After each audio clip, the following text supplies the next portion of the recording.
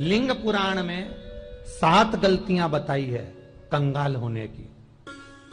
ये गलती अगर आपने भी करी है तो जिंदगी में कितना भी पुण्य करोगे उसका फल नहीं है।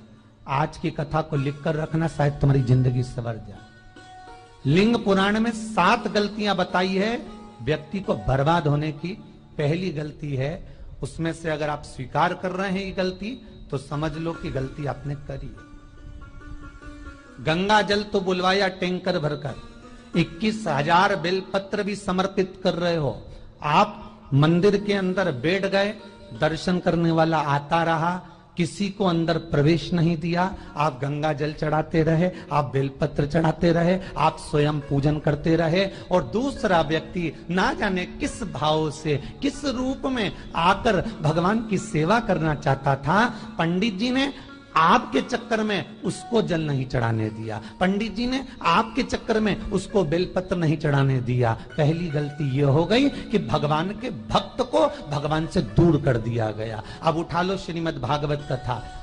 2 देवताओं ने गलती करी थी। एक ब्रह्मा जी ने गलती करी थी कि गाय बछड़ों का हरण कर लिया था। 1 वर्ष होने में 1 दिन था तब ब्रह्मा जी ने गाय बछड़े वापस दिए थे। दूसरी गलती इंद्र ने करी थी, जल वृष्टि करी तब भगवान कृष्ण को गोवर्धन पर्वत उठाना पड़ा। दोनों देवताओं ने गलती करी, पर भगवान कृष्ण ने इंद्र को क्षमा कर दिया पर ब्रह्मा को क्षमा नहीं करा। क्यों नहीं करा? क्योंकि इंद्र को क्षमा इसलिए करा क्योंकि इंद्र ने जब जल वृष्टि करी तो सारे ब्रजवासियों को भगवान के चरणों में लाकर छोड़ दिया। सारे ब्रजवासी गोवर्धन पर्वत के नीचे आकर बैठ गए, भगवान के चरणों में आ गए। और ब्रह्मा ने जो गलती करी वो ऐसी गलती करी कि भगवान से गाय और बछड़ों को दूर कर दिया। जो भगवान से भगत को दूर कर दे उसको शंकर कभी क्षमा नहीं कर सकता। इसलिए बर्बादी का पहला कारण आप भक्त और भगवान में दूरी बना दी। दूसरा कारण, भगवान की जब पूजन कर रहे हो, 21,000 बेलपत्र चढ़ा रहे हो, गंगा का जल चढ़ा रहे हो, चंदन चढ़ा रहे हो, अबीर चढ़ा रहे हो, गुलाल चढ़ा रहे हो, तो तुम्हारे भीतर ये अहंकार, जब तुम पूजन करके उठो तो उठते समय तुम्हारे भीतर अभिमान नहीं होना चाहिए कि मैंने जो अनुष्ठान करा उसके बराबर कोई नहीं कर सकता। तीसरा कारण कहा कि भगवान की सेवा तो आप कर रहे हो, भगवान की चाकरी में तो आप लगे हो, भगवान की आराधना भी कर रहे हो, दिया भी लगा रहे हो, धूप बत्ती भी लगा रहे हो, स्नान भी करा रहे हो, पंचामृत स्नान भी करा रहे हो, सारी पूजन अर्चना सब तुम कर रहे हो।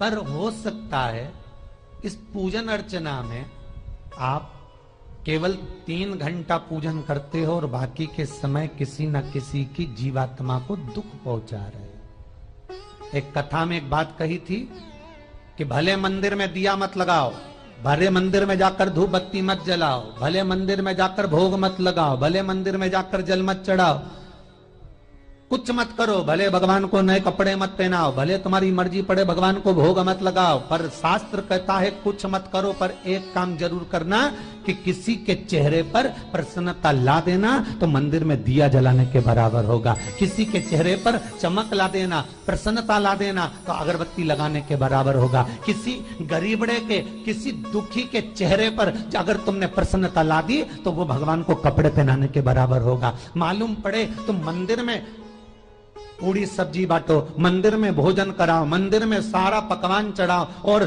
कोई तुम्हारे कारण अगर दुखी है तो तुम्हें वो सुख का भान नहीं हो सकता। तीसरा कारण है हमारा, वो सुख नहीं मिल सकता। चौथा कारण है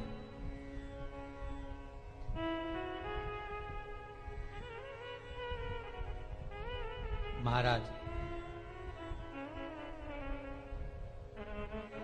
जिस मंत्र को पढ़ा जा रहा है, जिस मंत्र का स्मरण किया जा रहा है,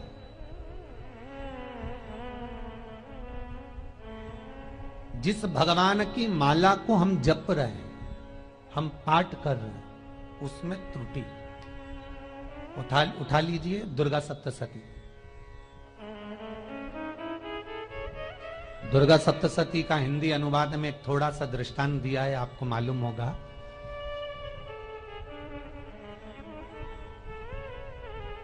एक जजमान सप्तशती का पाठ कराते थे नवरात्रे में। नवरात्रे पूरे होते थे और उनकी पत्नी मर जाती थी। सप्तशती के अंदर लिखा है, बहुत ध्यान से सुनिएगा। दुर्गा सप्तशती का पाठ कराते थे और पत्नी नवरात्रे के बाद 4 महीना 3 महीने के बाद मर जाती थी। बहुत दुखी था सेठ। एक शादी करी, दूसरी करी, तीसरी करी, चौथी करी, चौथी पत्नी भी मर गई। बहुत दुख हुआ। आज वो गुरुजी के पास चले गया, गुरुदेव, गुरुजी, गुरुदेव, गुरुदेव। गुरुजी बोले क्या हो गया? सेठ जी बहुत दिनों के बाद आ रहे हो, क्या बात है गुरुदेव? मेरे को एक बात समझ में नहीं आती कि मैं नवरात्रे में सप्तशती का पाठ कराता हूं, देवी जी का यज्ञ करवाता हूं, माता रानी को चूनर पहनाता हूं, उनको सुंदर बिछुड़ी, पायल, चुनरी सब पहनाता हूं, कन्याओं का भोजन करवाता हूं, भंडारा करवाता हूं, जवारे बोता हूं, अखंड ज्योत लगाता हूं, पर नवरात्रि जैसी पूरी होती है उसके 2 महीने 3 महीने बाद मेरी पत्नी क्यों मर जाती है? 4 पत्नियां मेरी मर चुकी हैं, 5वीं मैंने शादी करी है। गुरुदेव आप कृपा करिएगा, कुछ तो बता दीजिए, कुछ करुणा कर दीजिए।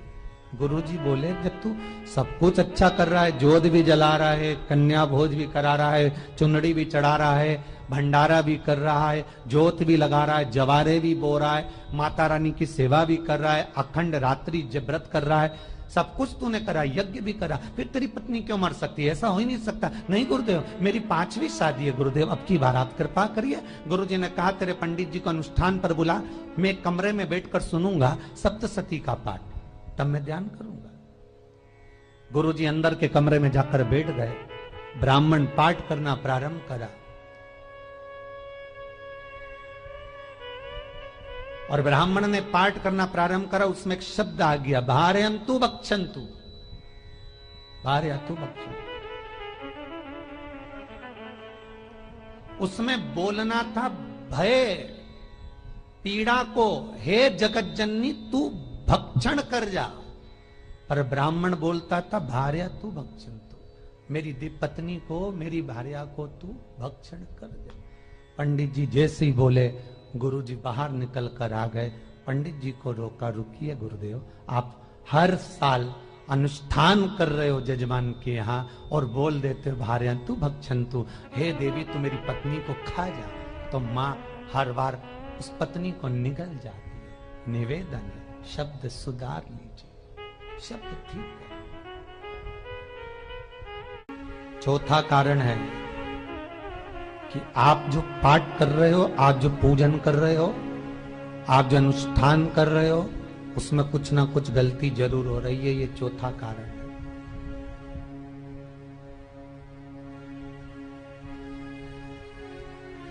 एक बार पूरे घर के लोगों को बिठाओ, अपने घर के लोगों को, मम्मी से पूछना मम्मी तुम कौन कौन सा पाठ करती हो?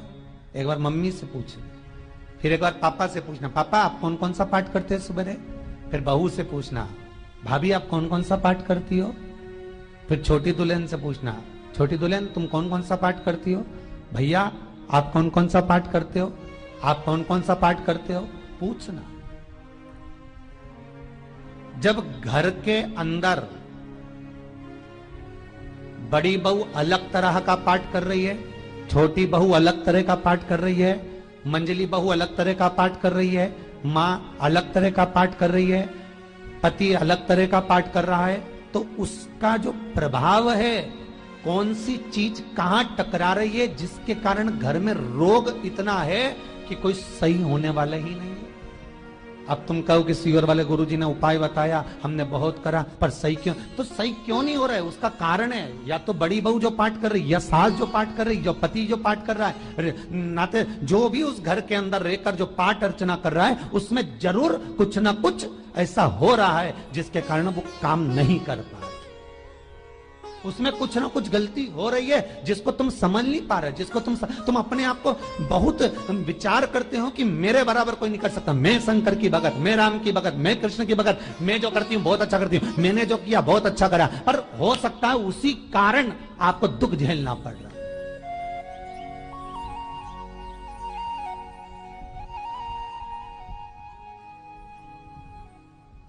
उसी के कारण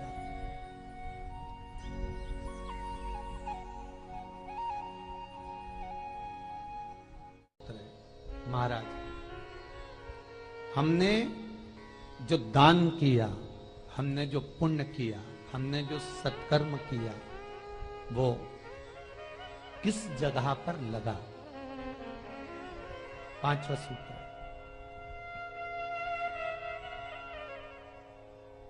जो आप दान कर रहे हो, जो आप पुण्य कर रहे हो, सत्कर्म कर रहे हो, वो किस जगह पर लगा? ये पांचवा सूत्र। फिर निवेदन करेंगे, गाय, बेटी और लक्ष्मी 50 बार विचार करना तब किसी को देना। बेटी किसी ऐसे को मत ब्याह देना जो जुआ खेलता हो, मदिरापान करता हो, मांसाहार करता हो, वेश्यावृत्ति करता हो। वो बेटी का सम्मान नहीं करेगा। बेटी रोएगी तो कन्यादान करने वाले को रोना पड़ेगा। दूसरे नंबर पर गौ माता, गाय ऐसे ब्राह्मण को दान मत देना कि ब्राह्मण के घर में खुद रहने की जगह नहीं और गाय को ले जाकर तुमने दे दिया और उस ब्राह्मण ने जब तक दूध दिया बांध कर रखा, एक तगाड़ी बाल्टी साड़ी के चक्कर में ले लिया, सोने के सींग के चक्कर में ले लिया और बाद में वही गाय कसाई के हाथ में बिक गई और कसाई ने काटा तो बद्दुआ तुमको लगी। बेटी, गाय और लक्ष्मी, पैसा भी किसी ऐसे भिखारी के कटोरे में मत दान देना कि जिसने ले जाकर मदिरा पान में लगा दिया, जुए में लगा दिया, वैश्यावृत्ति में लगा दिया। अगर जिस भिखारी के कटोरे में पैसा दिया उसने शाम को ले जाकर मदिरा पान में, जुए में लगा दिया तो लक्ष्मी रोती है कि तूने मुझे गलत जगह पर दिया है, इसलिए अब तुझे रोना पड़ेगा। तब व्यक्ति को रोना पड़ता है, फिर व्यक्ति रोता है। गाय, बेटी और लक्ष्मी 50 बार विचार करो क्या सही जगह पर दे रहे हो, और अच्छी जगह पर दोगे तो संपदा भी बढ़ती है, सुख आता है। अगर बेटी सुखी रहेगी तो मायके के लोग सुखी रहेंगे, गौ माता सुखी रहेगी तो संसार सुखी रहेगा। और आपने जो धन दिया, आपने जो पैसा दिया किसी भिखारी के कटोरे में, अगर उसने गलत जगह पर लगाया तो रोना तुमको पड़ेगा। किसी आजकल के भिक्षुकों को अगर रोटी दे दो तो लेते ही नहीं, आटा दो तो नहीं लेते।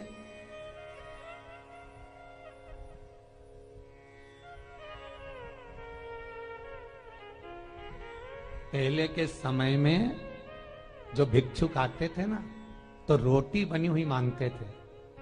बूढ़ी बूढ़ी माताएं जानती होंगी, चिमटा बजाकर, घुंघरू बजाकर कहते थे भोजन, तो 2 रोटी निकाल कर दे दी जाती थी घर से। लो बाबा, तो माता इतना प्रेम रखती थी, केवल रोटी नहीं देती थी, बाबा बैठो हम सब्जी ला कर देते। इतना प्रेम था बुजुर्ग माताओं का, बैठो। और आज के जमाने में अगर रोटी दे दो तो फेंक दे नली में ले जाके, पैसा चाहिए। क्यों? शाम को पीने के लिए चाहिए ना, मदिरा पान के लिए, मांसाहार के लिए, जुए के लिए, वैश्यावृत्ति के लिए धन चाहिए।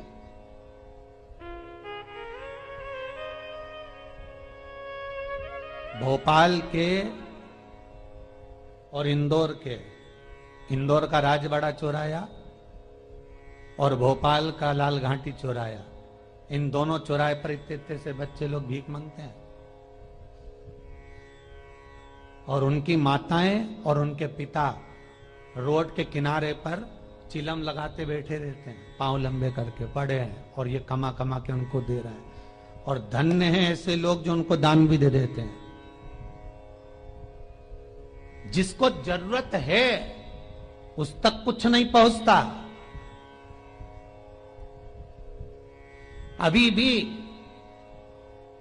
4-6 महीने लॉकडाउन चला, जिसको जरूरत थी एक रोटी की उस तक कुछ नहीं पहुंचा, और जिसके पास में पहले से भरा हुआ था उसने और ले जाके भर लिया। जिसको जरूरत थी उस तक नहीं पहुंचा। अभी ठंड आ रही है, बहुत सारी संस्थाएं कंबल बांटेगी। रेलवे स्टेशन पे लोगों को कम्बल उड़ा रहे हैं, कोई सो रहा है जमीन पे उसको कम्बल उड़ा रहा है, बस स्टैंड पे चले गए कोई रोड पे सो रहा है कम्बल उड़ा रहा है, तो इतना बड़ा नाम चलेगा कि उनने कम्बल उड़ाए, कम्बल उड़ाए, कम्बल उड़ाए। और वो कम्बल जिसको उड़ाया वो दूसरे दिन जाकर कपड़े की दुकान पर बेच के आ गया, 200 रुपए लिया है, रात को पीकर फिर सो गया, क्योंकि फिर कहीं कहाँ आएगा, फिर उड़ा के चले जाएगा, क्योंकि इन्होंने तो ये करके रखा है कि नाम कमाना है तो कम्बल उड़ाए जाओ।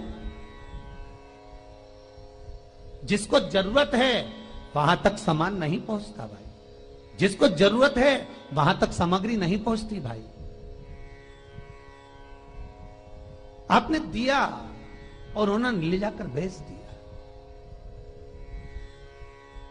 और फिर सोचते हो कि मैंने तो पुण्य करा है। कई लोग कहते हैं मैंने दान करा, मेरे को इतना फल मिलेगा। काहे का दान करा? ऊपर तो जा, यमराज के डंडे पड़ेंगे।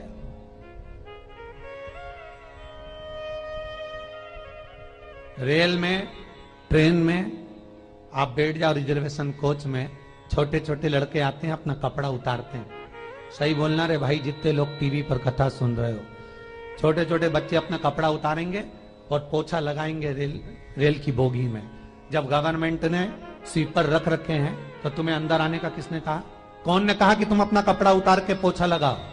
और वो अपने शरीर का कपड़ा उतार कर पोछा लगाता है, आपके आगे हाथ फैलाता है, आप एक एक 2-2 रुपए दे देते हो। वो अगले स्टेशन पर उतरता है, कोई सूंघने की सामग्री लेता है, सूंघ सूंघ के वो बर्बाद हो जाता है और कहीं कूद कर मर जाता है। उसके मरने में 1 रुपया तुम्हारा भी लगा है, इसलिए नरक तुमको भी भोगना पड़ेगा, क्योंकि उसके मरने में तुमने हेल्प करी है।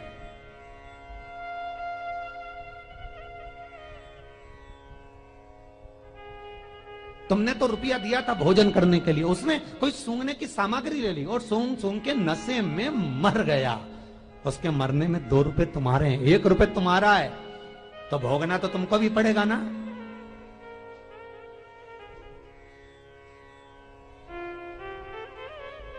कहीं अच्छी जगह लगाओ, सत्कर्म की ओर लगाओ, तो सुख का आनंद कुछ और ही होगा,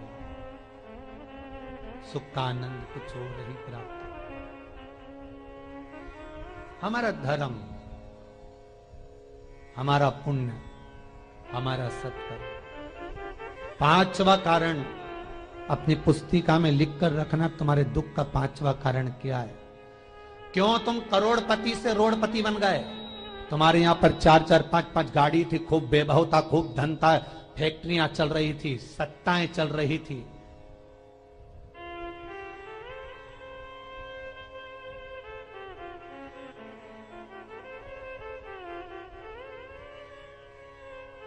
खूब सत्ताएं थी, खूब वैभव था, खूब धन था, पर कुछ भी नहीं, सब धरा की धरा रह गए। सारा कोई वैभव बचा ही नहीं, कोई वैभव नहीं। एक हमारे सेंधवा के भगत हैं महाराज, बड़े भावपूर्ण भगत।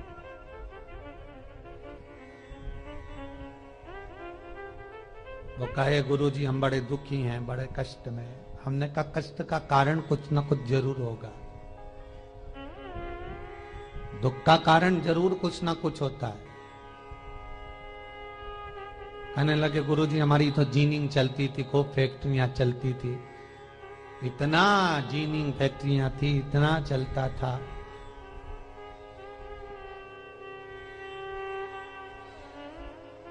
इतनी जीनिंग चलती थी, इतनी फैक्ट्रियां चलती थी, गुरुदेव बहुत दुखी हो गए। हमने कहा दुख का कारण, जो ये 7 कारण है शिव महापुराण के, लिंग पुराण में जो 7 कारण बताए हैं दुख आने के, जब फैक्ट्रियां अच्छी चल रही, जीनिंग अच्छी चल रही, व्यापार अच्छा चल रहा है, तो 7 कारण बताए हैं कि आप उन 7 कारण में से कोई कारण आपके साथ में हुआ है जिसके कारण आप रोड पर आ गए, करोड़पति से रोडपति बन गए।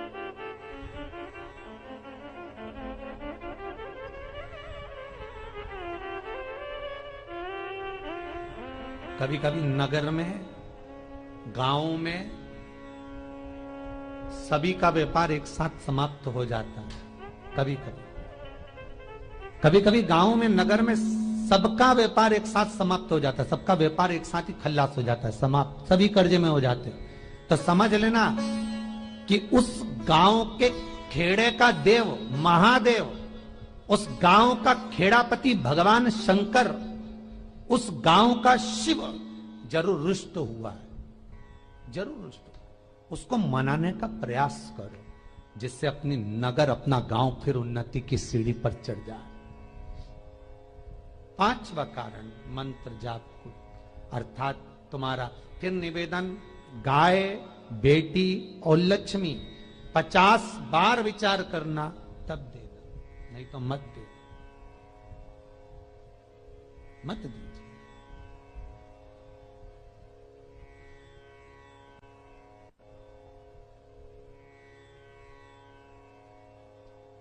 और महाराज भगवान शिव की कथा का छठा कारण बता, हमारे दुख का कारण छठा कारण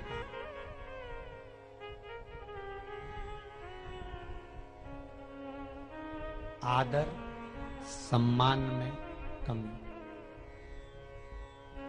घर के जो बड़े हैं, घर के जो बुजुर्ग हैं, घर के जो आदरणीय हैं, उनका सम्मान नहीं कर पाए। सुंदर कहा, जिस घर में माँ बाप की इज्जत नहीं होती, उस घर में देखना कभी बरकत नहीं होती।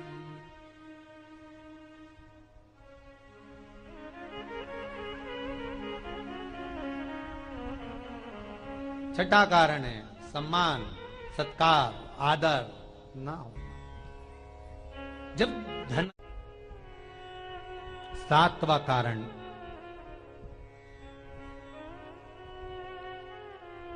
ये अंतिम कारण है।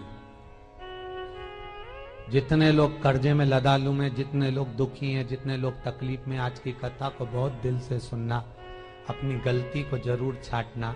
मुझे विश्वास है मेरा भोलेनाथ, आप अगर गलती को स्वीकार कर लोगे तो शंकर वापिस आपको करोड़पति बना देगा, लखपति बना देगा। शंकर आपके भंडार फिर भर देगा। 7 कारण में से अपनी गलती को जरूर छांटना साहब कि आपने गलती कौन सी करी, और अपनी गलती को छांट ले, यही सबसे बड़ी बात है ना।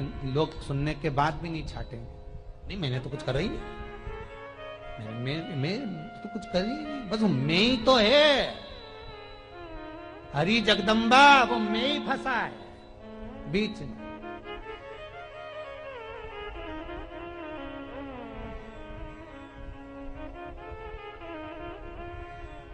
सातवां कारण महाराज, किसी का बेकार धन हमारे घर में आ जाए। एक कथा बहुत सुंदर है। एक गांव में एक व्यक्ति रहता था, खूब अच्छी कमाई करता था। पत्नी ने कहा तुम्हारे पास कमाई अच्छी हो रही है तो ये पैसा तो कोई चुरा के ले गया तो पति बोला क्या करना चाहिए, तो एक काम करता हूं, बाजार से कोड़ियां खरीद लेता हूं। कोड़ियां जानते हो, वो ऐसे बच्चे लोग खेलते हैं, कोड़ी खरीद लाता हूं। अब गांव का व्यक्ति रोज कोड़ियां खरीद के लाए, उनके यहाँ बोरे पे बोरे भरा गए, बारदान पर बारदान भरा गए, पूरा कमरा कोड़ियों से भरा गया। एक दिन राजा बीमार पड़ गया। राजा बीमार पड़ा तो राजा को वेदों ने, डॉक्टरों ने कह दिया इसका एक ही इलाज है, कोड़ियां लाई जाए, कोड़ियों को जलाकर राख बनाई जाए, वो राख राजा के शरीर पर मली जाए। राजा के शरीर पर जब राख को मलेंगे तो राजा ठीक हो जाएगा। राजा ने अपने दूतों से कहा जाओ नगर में कोड़ियां देखो। राजभवन में देखा तो कोड़ी नहीं थी, बाजार में देखा तो कोड़ी नहीं थी, सारा मार्केट घूम लिया, चारों तरफ के राज्य देख लिया, कोड़ी नहीं मिली। राजा ने दूतों से पूछा बात क्या है। दूतों ने बाजार वालों से पूछा भैया कोड़ियां क्यों नहीं है। तो बाजार के व्यापारी बोले महाराज सुबेरे सुबेरे एक गांव का व्यक्ति आता है, सारी कोड़ियां खरीद कर ले जाता। सारी कोड़ियां? हाँ। उसका पता दो। दुकान वालों ने पता दिया, वो वहां पहुंच गया, उसको डराया। राजा के दूतों ने, तेरे पास कोड़ियां हैं? हाँ, पर मैंने अपने पैसे से खरीदी है, फ्री की नहीं है, खूब खर्चा कर कर मैंने कोड़ियां जोड़ी हैं। राजा बीमार पड़ा है, कोड़ियां लाके दे। उसने मना करा, दूतों ने डराया, ठीक है लो। उन्होंने बारदान खोल लिया, झोला खोल लिया, बैग खोल लिया। राजा के दूतों ने बैग खोला, वो गांव का व्यक्ति एक थाली में कोड़ियां लाता, उस पर हाथ फेरता और झोले में डालता जाता, फिर भर कर लाता, फिर हाथ फेरता, फिर झोले में डालता। राजा के दूतों ने कहा, एक बार में पूरा बारदान उठाकर क्यों नहीं दे देता, ये बार बार हाथ क्यों फेर रहा है? वो गांव का व्यक्ति बोला, महाराज मैं कोड़ियों को थाली में भरकर हाथ इसलिए फेर रहा हूं, इन कोड़ियों में से मैं वो एक कोड़ी ढूंढ रहा हूं कि ऐसी कौन सी कोड़ी मेरी इन कोड़ियों में आकर मिल गई जो मेरी इतनी सारी कोड़ियों को लेकर जा रही है। बस वो चरित्र याद करना कि एक कोड़ी हमारे घर में कोई ऐसी आ जाती है जो सारी रखी हुई कोड़ी को लेकर चली जाती है। और जिंदगी में घर में धर्म की, पुण्य की, सत्कर्म की एक कोड़ी ऐसी आ जाती है जो शिव महापुराण की कथा करवा देती है। वो कोड़ी को ढूंढना कि वो कोड़ी कौन सी है। जो अच्छा काम करवा रही है अच्छी कोड़ी आई होगी, सत्कर्म करवा रही है अच्छी कोड़ी आई होगी, और मालूम पड़े एक कोड़ी ऐसी आ गई जो डॉक्टरों में भरवा रही है, सारा की सारा धन मेडिकलों में लगवा रही है, पुलिस में लगवा रही है, कहीं गलत जगह पर लगवा रही है, कहीं एक्सीडेंट में लगवा रही है। जो कोड़ी गलत जगह पर धन को लेकर जा रही है, समझ लेना कि वो कोड़ी बेकार आ गई जो सारा का सारा बर्बाद करने में लगी हुई है। उस कोड़ी को पहचानो कि वो कोड़ी कौन सी है। सातवां कारण शिव महापुराण का, लिंग पुराण का लिख कर रखना कि एक कोड़ी ढूंढना कि वो कोड़ी कौन सी घर में आ गई जो हमें बर्बाद कर कर चली गई है। तो कोड़ी को ढूंढिए, वो रुपये को ढूंढिए, वो एक रुपया कौन सा आ गया, वो धन कौन सा आ गया जो हमें बर्बाद कर गया, कैसा आया।